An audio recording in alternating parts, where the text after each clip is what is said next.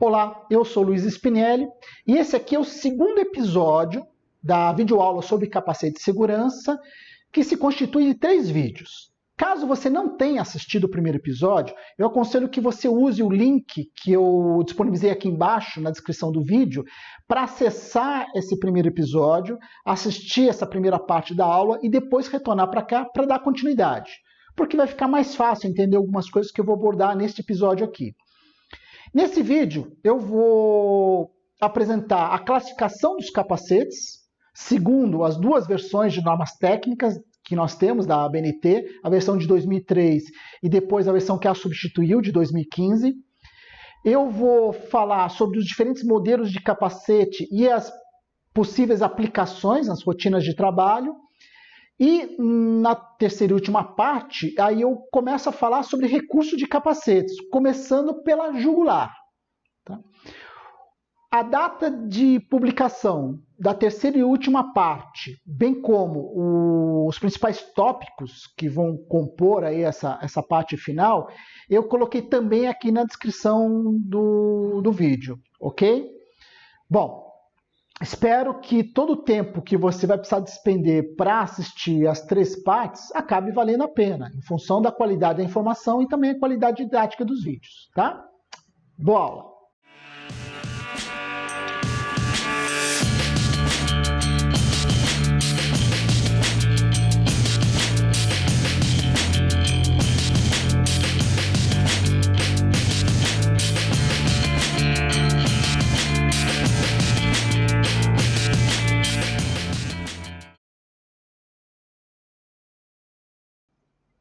A maioria de vocês deve saber que existe uma classificação dos capacetes de segurança.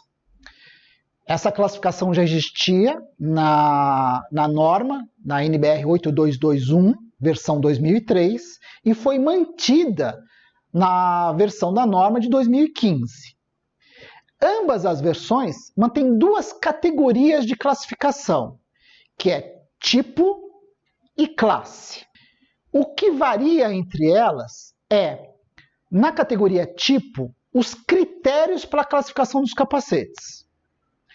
Na categoria classe, foi mantido o mesmo critério, porém foi acrescentado alguma coisa a mais na versão de 2015. Considerando a versão da norma de capacete de 2003, quando classificamos o capacete por tipo, o critério é o design do casco, é a aparência, a forma do casco. Então, o tipo 1 é dos capacetes cujo casco apresenta uma aba total. Então, uma aba que circula todo o casco do capacete. O tipo 2 é um casco que oferece uma aba frontal. E o tipo 3 é um capacete que não possui aba. Ainda considerando a versão de 2003 da norma, na categoria classe, o critério para a classificação dos capacetes é proteção elétrica. Então a classe A inclui os capacetes que não oferecem proteção elétrica. São os chamados capacetes de uso geral. E como não há preocupação com esse tipo de proteção, nem são ensaiados para proteção elétrica, então o casco desses capacetes permitem ter alguns recursos que a classe B, que a gente vai mencionar depois, não permitem. Por exemplo, aberturas para ventilação, rebites ou dispositivos para acoplamento de acessórios. Mesmo capacetes com casco mais convencional, é possível, como tem hoje, aberturas para ventilação. No entanto, a tal classe B dos capacetes inclui esses que devem oferecer uma proteção elétrica aos trabalhadores e passam por ensaios em laboratório para garantir essa característica.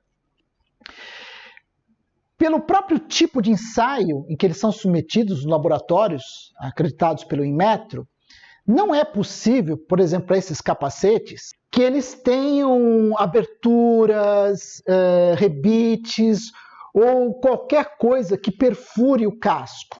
como esse capacete aqui, que é a versão daquele outro branco que eu acabei de mostrar, que pelo fato de ele ser um capacete classe B, ou seja, que oferece proteção elétrica, ele não dispõe das mesmas aberturas que o de uso geral. E por que isso? Para compreender por que os cascos da classe B têm essas restrições, vale a gente entender como é que o casco do capacete ele é testado no laboratório. Então, num tanque com água energizada, o casco ele é imerso parcialmente. Então, ele não chega a ser colocado totalmente dentro d'água. Ele é preenchido parcialmente também com água, quer dizer, a parte interna é preenchida parcialmente com água. Um eletrodo é colocado no meio externo e um outro eletrodo é colocado dentro dessa água que está dentro do capacete. O que esses eletrodos fazem é medir a passagem de corrente elétrica do meio externo para o meio interno. Então dá para entender que por causa da própria imersão em água, você não pode ter no casco nenhum tipo de abertura ou dispositivo que atravesse o casco de uma forma para outra que acabe prejudicando esse teste.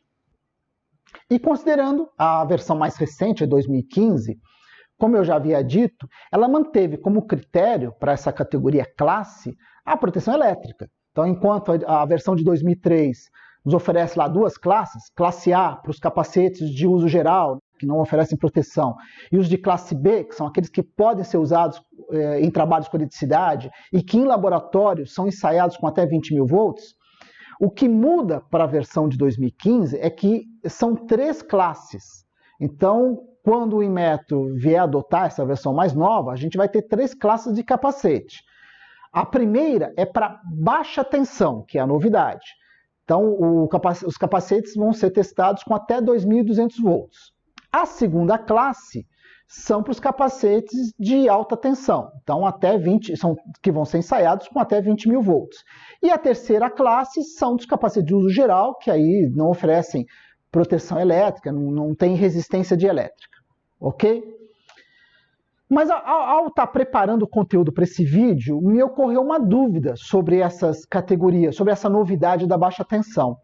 E isso me estimulou a ligar para o responsável de um dos laboratórios que faz os ensaios dos capacetes de segurança, para entender qual é a justificativa para se criar uma categoria de baixa tensão. Eu vou explicar. Se você já tem um capacete que foi projetado, fabricado e testado para alta tensão, bom, obviamente que se ele te protege de alta tensão, ele também vai te proteger de baixa. Então por que você precisa criar uma de baixa? A resposta que o responsável desse laboratório me deu, estamos conversando por telefone, é de que no conjunto de ensaios aos quais um capacete de segurança é submetido nesse processo de avaliação e certificação, antes dele passar pelo ensaio de resistência dielétrica, ele é submetido aos testes de impacto. Então dá para imaginar que o casco, o capacete, ele tem que ter uma resistência mínima para ele não se comprometer no primeiro teste e prejudicar o de resistência dielétrica. Ao criar a baixa tensão, significa então que você vai poder exigir menos da resistência do capacete, porque o teste de resistência dielétrica também vai exigir menos. Falando agora da versão da norma de 2015, só para relembrar, ela manteve as 2 categorias de classificação de capacete de segurança, que é tipo e classe. Porém, houve algumas mudanças. E a mais significativa delas foi no critério de seleção dos capacetes na categoria tipo. Porque enquanto a versão de 2003 considerava o design do casco, né, então só para a gente relembrar, se o casco oferecia uma aba total, ou aba frontal, ou sem aba, na versão da norma de 2015, o critério é o tipo de proteção que o capacete oferece ao trabalhador. Então, o tipo 1 inclui os capacetes que oferecem proteção ou redução a impacto na parte superior do casco.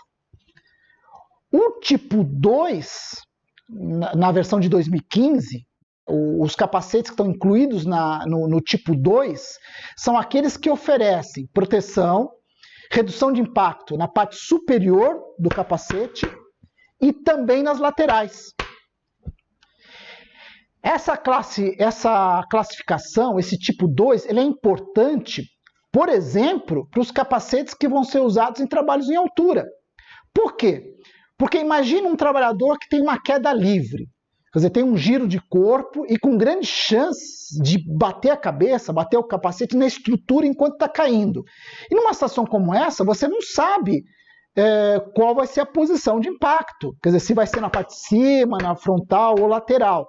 Então, ter criado esse tipo de tipo, né, considerando impactos laterais, e principalmente o que ela vai oferecer também, não vai ser obrigatório, vai ser opcional, mas os testes de impactos laterais vai ser muito importante para capacetes em usos como, por exemplo, trabalho em altura.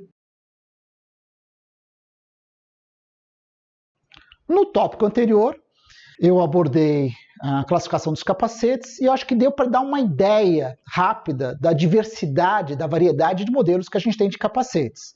E o que eu quero oferecer agora é alguns critérios para se selecionar entre um modelo ou outro. Então, que tipo de proteção eu preciso, que tipo de casco, se convém uma aba total, uma aba frontal ou sem aba.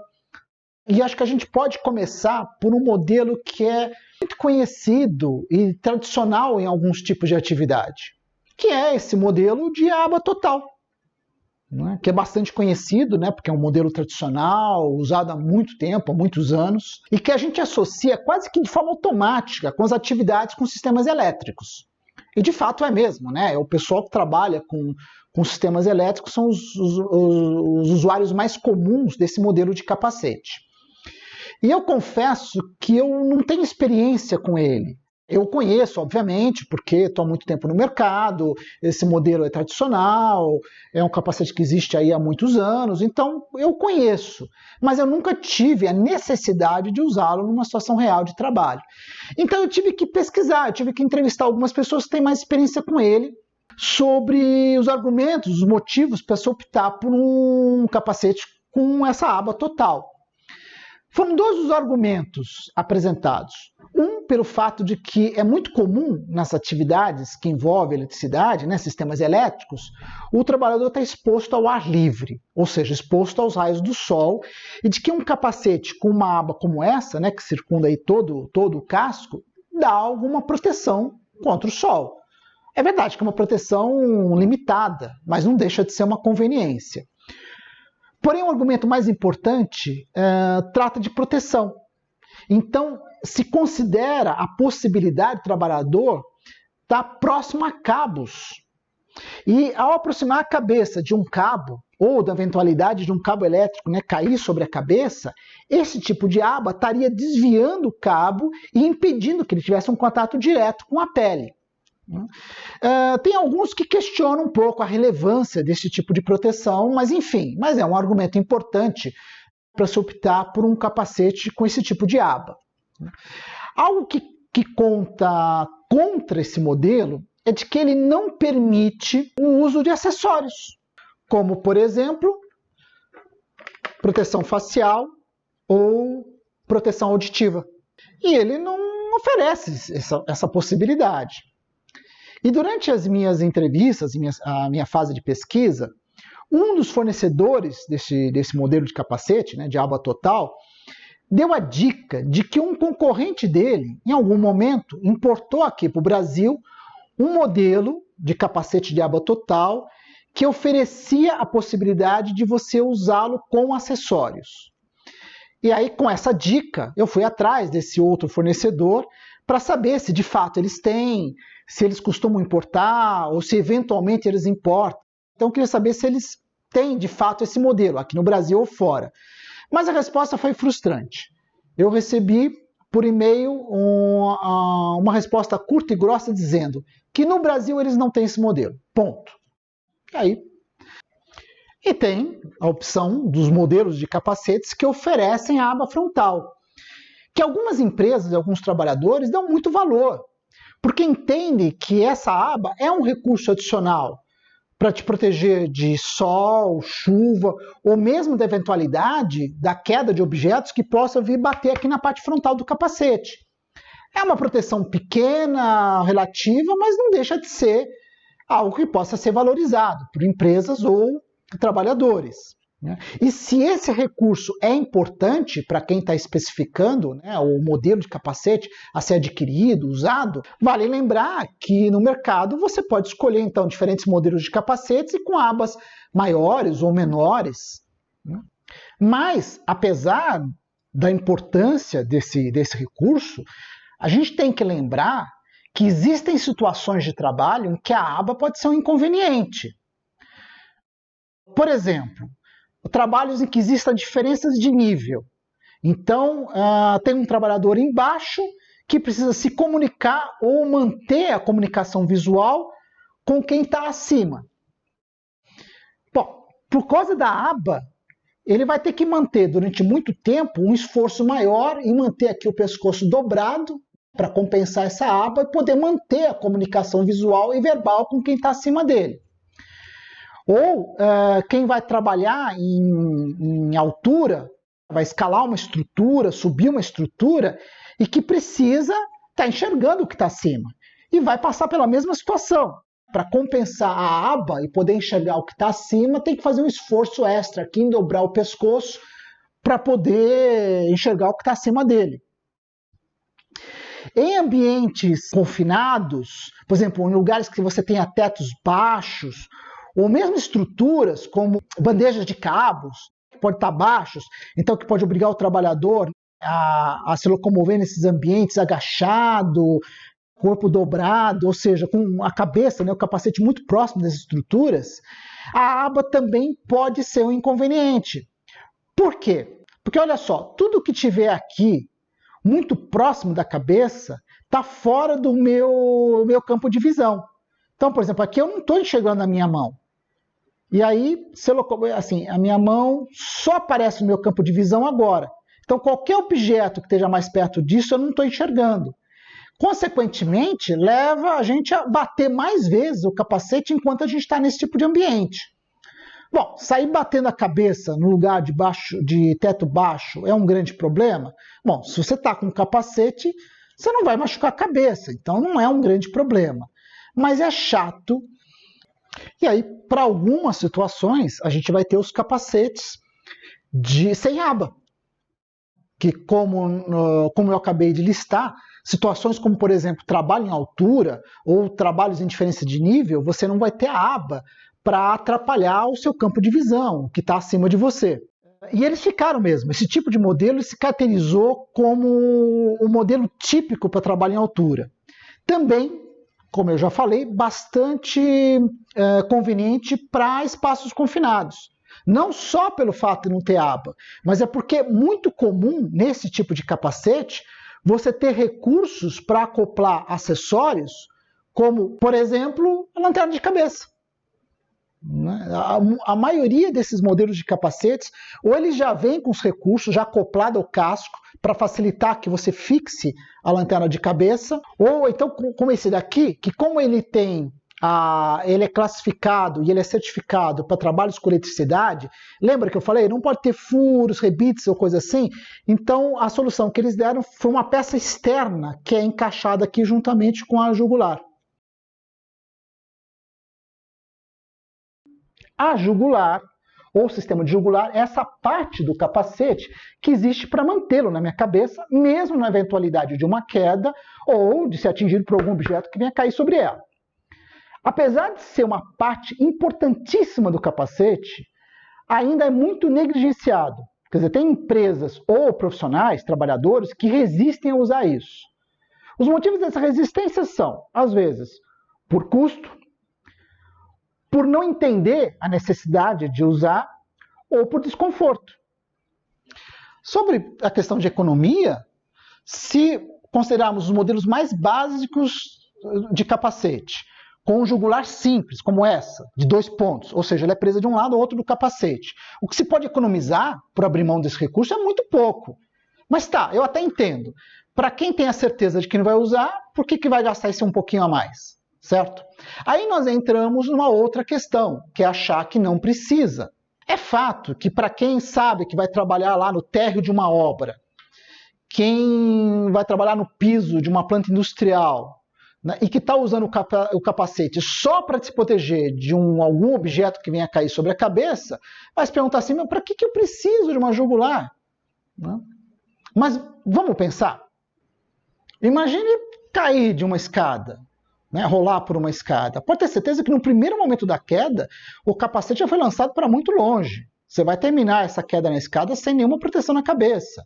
Ou mesmo andando lá sobre um piso, você pode ter uma queda de mesmo nível. Quer dizer, um escorregão, então está caminhando, né, tropeça, teve uma projeção do corpo para frente, você vai perder o capacete antes de bater a cabeça no próprio chão, num objeto, numa máquina. Por isso que algumas empresas, e não é de hoje, têm como um padrão de segurança a obrigatoriedade do uso do capacete, a obrigatoriedade desse capacete ter a jugular e o trabalhador usar essa jugular o tempo todo, para dar proteção no maior número possível de situações. Certo? Então, é um custo pequeno, é um hábito salutar, importante, ter o capacete com a jugular e usar a jugular durante o tempo todo em que estiver com o capacete. É o tipo de coisa que eu sei que tem gente que gostaria que isso se tornasse uma obrigação legal. Falou, já que as pessoas não têm o bom senso, vamos obrigá-las. Mas eu acho que não é isso. A gente só tem que ter consciência. Né? Se vai fazer um investimento na compra do capacete, se o trabalhador é obrigado a usá-lo, se enfrentar alguns desconfortos que esse EPI possa causar, então que use bem, então que use todos os recursos disponíveis, para garantir que a hora que o trabalhador precisar, o capacete vai fazer a função dele de proteger. E dos motivos que eu listei, que justificam a resistência das pessoas em usar esse tipo de recurso que é a jugular, tem o desconforto. E em alguns casos esse problema é sério, porque eu conheço, entre as pessoas que eu me relaciono, inclusive com amigos, tem gente que é tão sensível aqui na parte, no pescoço, que às vezes tem dificuldade de usar a blusa com gola. Né? Mas mesmo para esses casos, a gente tem que encarar uma dura realidade.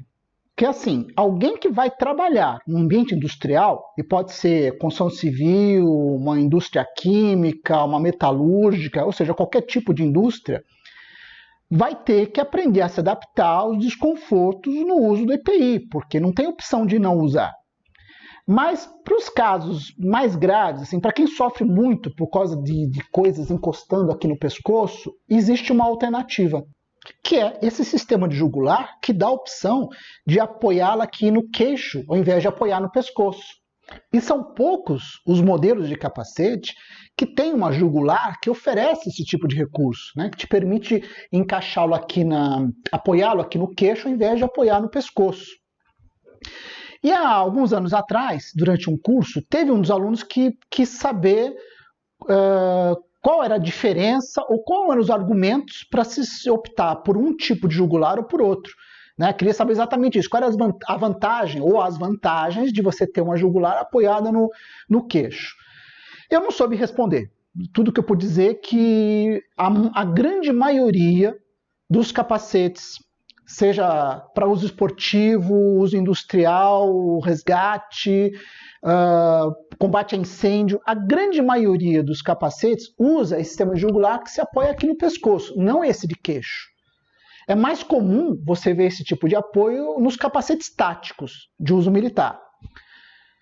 Foi só o que eu pude responder. Aí, mais recentemente, já faz também alguns meses, já pensando na produção desse vídeo, eu resolvi conversar com alguns profissionais do mercado para ver se alguém me explicava isso. Olha, existe alguma vantagem especial por usar esse tipo de apoio? Bom, uma eu já encontrei, que foi essa que eu falei, né? Para quem aqui se agonia, né, pelo fato de ter alguma coisa encostada no pescoço, isso daqui pode ser uma solução, né? Uma boa alternativa. Mas eu queria outros argumentos técnicos. Isso aqui segura melhor, apoia melhor, é mais seguro, é menos seguro. Eu conversei com vários profissionais, olha, importadores, revendedores de capacetes, conversei com profissionais da área de indústria, conversei com bombeiros para saber se alguém me dava uma luz sobre isso. Ninguém soube responder. As pessoas foram sinceras, eu não sei. Não sei argumentar sobre vantagens ou desvantagens, ou por que você deve optar por um ou por outro modelo. Aí, mas nessa minha pesquisa, nessas minhas entrevistas, eu acabei fazendo essa pergunta para um amigo, um suíço, que mora no Brasil, constituiu família no Brasil, e é um piloto militar da aeronáutica da Suíça. E perguntei para ele se ele tinha alguma ideia, né? Por que, por exemplo, os capacetes táticos usam esse tipo de apoio da jugular ao invés de usar o que é mais comum, né? Que é esse parte no pescoço. Aí sim, ele pôde responder com argumentos voltados para um capacete militar, o capacete tático, né? Então ele fala que primeiro entende-se que este tipo de apoio estabiliza melhor o capacete. Que num campo de batalha, um soldado correndo, saltando, ele não pode correr o risco do capacete, por exemplo, tá bamba e cobrindo a visão ou coisa do gênero. Então o capacete tem que estar muito estável na cabeça. O outro argumento diz respeito da parte de segurança. Por exemplo, um combate corpo a corpo com o inimigo, esse tipo de jugular passando aqui poderia ser usada como uma forma de arma. Você enforcar o seu inimigo com o próprio capacete dele. E com esse tipo de apoio não há esse risco. E ainda, um outro argumento, ainda relacionado com segurança, é a possibilidade de um soldado ser atingido por uma onda de explosão, né, um choque proveniente da onda de explosão, e que isso poderia afetar o capacete, força no sentido de ser arrancado. E a jugular passando aqui também poderia ser considerado um tipo de risco. Então, essas foram as explicações militares para esse tipo de jugular. Agora, mais importante, se vai se optar por uma jugular, né, que passe aqui pelo pescoço, ou então que se apoia aqui no queixo, mais importante do que isso é como o sistema de jugular ele vai estar preso à suspensão, que é a parte interna do capacete. Por exemplo, esse aqui é a jugular mais simples, são só 2 pontos. Ela está presa de um lado ao outro, é só isso. Esse tipo de jugular te dá uma proteção relativa, pequena, porque em uma situação que, por exemplo, você possa ter um giro de corpo, como uma queda livre, ou então bater com a cabeça numa estrutura enquanto está caindo, tem grande chance de perder o capacete apesar de estar usando a jugular. Porque dependendo de como você bater, o capacete sai muito fácil da cabeça. Então, para algumas situações de trabalho, como por exemplo, trabalho em altura, o tipo de sistema de jugular que você precisa são essas aqui de 3 ou 4 pontos, que vão garantir que o capacete vai se manter na cabeça mesmo durante uma queda, mesmo que você bata ele de formas diferentes. Então isso é importantíssimo. Isso é muito comum, a gente vê o pessoal em situação em que há o risco de uma queda livre, que há risco, às vezes, de bater numa estrutura até que o sistema de retenção de queda funcione, né, que ampare a queda do trabalhador, existe o risco, sim, dele bater na estrutura e está usando um capacete convencional com uma jugular simples. A gente sabe que está oferecendo alguma proteção, mas ele não é o modelo mais adequado para aquele tipo de situação. Esse tipo de jugular que fixa o capacete na cabeça de forma mais eficiente, de forma mais segura, é algo que é característico de capacete de altura, né? Seja para atividades laborais, atividades de trabalho ou atividades esportivas. E durante muito tempo, o pessoal vivia me perguntando, não, legal e tal, mas a gente faz muita questão de capacete com aba, e será que não tem? E de fato, durante muito tempo, não tinha. Eu tinha visto uma vez, isso década de 90, ajudando num treinamento lá no polo petroquímico de Camaçari. Havia uma empresa, uma multinacional, que tinha importado dos Estados Unidos capacetes com casco convencional, né, com a aba frontal, mas com esse sistema de jugular. Aí, mais recentemente, na verdade, isso foi depois de 2015, Provavelmente, estimulados pela nova versão da norma de capacete, a 8221, versão 2015, alguns fabricantes aqui no Brasil resolveram lançar uma opção de jugular para os modelos que eles já tinham. E foi depois de 2015, eu lembro que foi na versão de 2016 da FISP, aquela feira de segurança que acontece a cada 2 anos aqui em São Paulo, que eu vi nos estandes da MSA e da 3M a opção de você comprar os capacetes, que já era a linha básica deles, porém com a opção de ter esse tipo de jugular, né, de 3 ou 4 pontos. A linha da 3M eu realmente não conheço. Eu até tentei, quando eu estava me preparando aqui para o vídeo, eu até arrisquei conversar com um dos grandes distribuidores da 3M para saber se eu não conseguiria com eles algumas amostras, poder analisar, conhecer e ter o que comentar. Né? No começo eles até pareciam favoráveis a ajudar aqui com a produção do vídeo, mas depois me deixaram falando sozinho e eu resolvi também não insistir. Tá? Então, por isso que eu também não estou aqui mostrando os modelos da 3M ou fazendo algum comentário. Mas eu sei que a 3M também te dá essa opção de você comprar o capacete, né, o capacete que eles têm, com a opção de uma jugular de 3 ou 4 pontos. Eu não sei se o deles é 3 ou é 4 pontos. No caso da MSA, quer dizer, além de você ter isto, quer dizer, esse casco você pode usar com aquela jugular simples ou com essa de 3 pontos. Essa aqui você precisa comprar. O que acrescenta ao valor do capacete é muito pouco. Eu perguntei para uma revenda da MSA alguns dias atrás quanto custava, né, você comprar essa opção de jugular, e eles deram um preço de R$10 e alguma coisa. Quer dizer, acrescenta um pouco mais de R$10 ao custo do capacete. E torna o modelo muito versátil, né, porque você vai usar para praticamente tudo. Né? Então você vai poder trabalhar com ele nas condições mais básicas, mais comuns, e também para outras situações onde esse tipo de jugular se faz necessário. Tá? Agora, também assim, não estou aqui só para ficar fazendo elogios. Então esse sistema de jugular ele é bem mais simples se comparado com os modelos específicos de altura. Né? Então a qualidade da fita, de regulagem. Inclusive, a primeira vez que eu coloquei na cabeça que saí puxando fita para regular, teve um monte de cracks. Eu falei, meu Deus, quebrei o negócio aqui. Mas aí eu vi que só tinha desencaixado alguma coisa. Foi só encaixar de novo. É algo que foi feito para poder te oferecer esse recurso a um preço mais acessível. Tá? E há mais tempo, aqui no Brasil, capacetes que ofereçam, né, esse tipo de jugular de 3 ou 4 pontos são os modelos que foram projetados, são vendidos para trabalhos em altura. E, como eu já comentei, eles também têm uma série de características, como não ter a aba, ter o suporte para a lanterna, que também tornam eles muito adequados para espaços confinados e resgate, seja em altura, seja em espaços confinados. Tá? E aí nós temos, então, no Brasil, nós temos 2 fabricantes, que é a Montana e a Ultrasafe, que oferecem esses modelos mais especializados.